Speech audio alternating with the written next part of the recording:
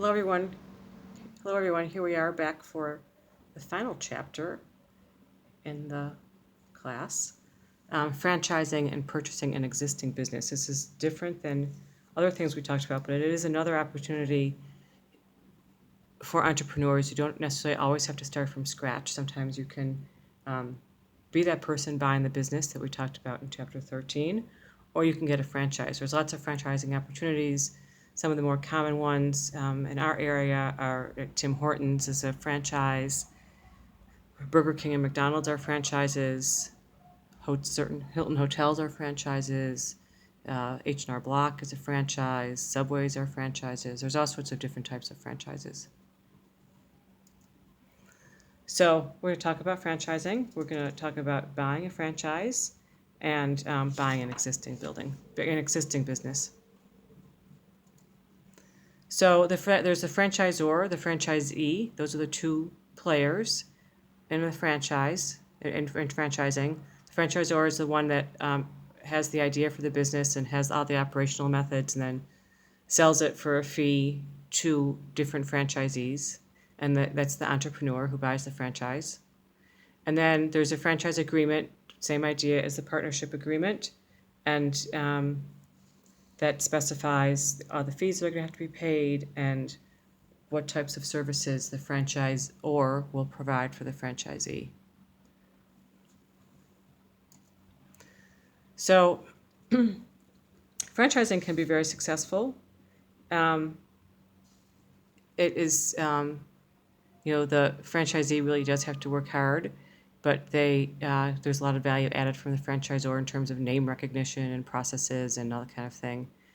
And, hopefully the franchisee is going to work in a way that's going to maximize all the profits for the business. So the franchisor makes money in different ways: selling the franchise, selling the initial franchise for the fee. It can be $50,000, it can be $100,000. Franchising is a great way for someone who wants to be a small business owner, who is entrepreneurial but doesn't want to start from scratch, or has an opportunity to buy something that is buy into a franchise that's already successful. The franchisor also will sell supplies to the franchisee. They get a percentage of sales, and they also provide training. So there are some things you have to be aware of when you're buying a franchise. You have to see whether or not you're actually interested in that business. If you're not interested in retail or fast food, don't buy a franchise for Tim Hortons. See what the competition is. What other not only the competition of other firms in the industry, but also the competition in terms of other franchises of the same organization in your geographic area, and make sure that it's a good match. So each franchisor is going to offer you something different. And again, it's important that you do your homework and your due diligence on the cost and the benefits that are the cost of the organization, the cost of buying into the franchise, and the benefits that you'll receive. And you need to know exactly what's going to be included, what your obligations are going to be, and what are the steps. So it's important that everything is understood straight up. You hear people say, "Oh, I bought a LensCrafters franchise, and there's just too much other competition. We didn't know there was so much competition in the area," and that can be a real problem.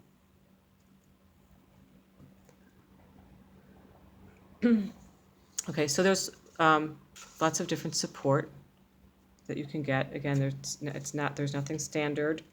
It changes from organization to organization. What Burger King offers could be different from what McDonald's offers or requires, or that kind of thing. So you want to make sure that you really know what's going on and understand what the package is and what's going to work best for you. So when someone buys into it, they're buying the brand recognition and the name recognition. You might get one store, you might get multiple stores. You might get the property, you might not get the property. You probably lease the property from them. That's a lot of times how franchisors make money, is by not only from the fees, but also they own the the land, or they own the property. And so that's another way that the franchisor can make money off the franchisee. And you want to make sure that you understand what your competition is. So you get a lot of help.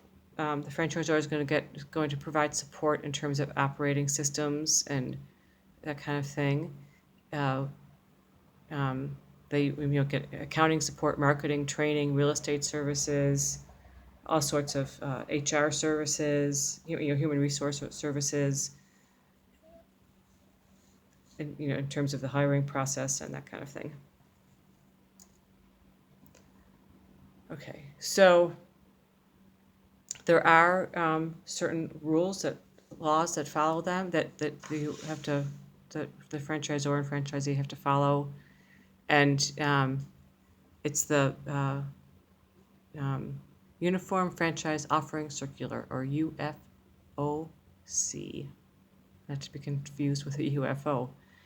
Anyway, so you have to have certain documents that are certain information and specified items. You can see there what is required. You can go through that list.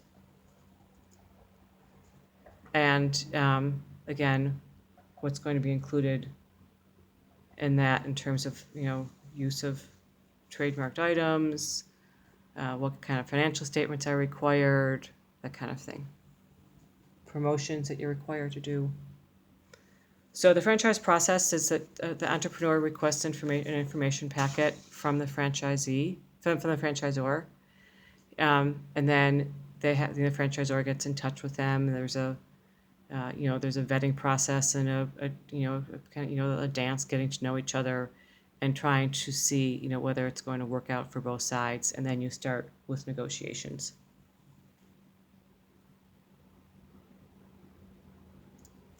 Okay, now the other option is buying an existing business. And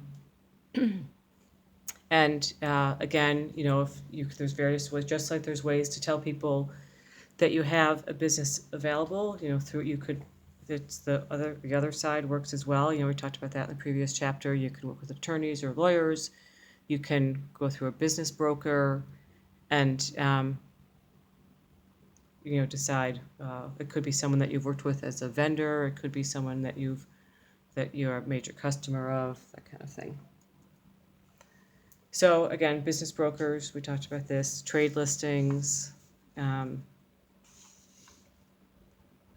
looking at bankruptcy listings, that's another way. And then what you want to do is you want to develop a new plan. Obviously, there's a reason that the people are selling the business, and you want to make improvements to that plan of what they have, understand what it is, how you are going to add value to the organization, and then once you have a new plan, you can start your negotiation. So the big question is, how are you going to add value, and how is this business going to help you? And then there's the organization, the organizing the process of change. When people don't like change, it's very difficult. The employees of the existing business might be hesitant about it, so you want to make sure you meet with them, and with the current staff members, you want to make sure you meet with them and take care of any kind of concerns that they may have. You want to make sure that people associate you with the new organization and understand that you're the new owner, so there's a certain level of public relations that needs to go through. And if there's going to be any kind of changes, make sure that those, implement the new standards as soon as possible. You might ask that the former owners not be hanging around the business while the transition is taking place. And you also want to make sure that your customers and your suppliers and the community know that there's been a change. Essentially, you want to make sure it's as clear and as professional and as honest and forthright, and also as considerate as possible, because you want to build as much goodwill up as you can, because as I said, because of the change, people are very hesitant for change, and they're going to be looking at you uh, with a sort of a critical eye, and I mean that in a positive way, but you'll really be under the gun in terms of making sure that you are uh, meeting everybody's expectations, because the public's expectation and the staff's expectations will be quite high. Okay, so that's that. If you have any questions, I've said before, please be in touch with me. And that's that. Thanks for listening.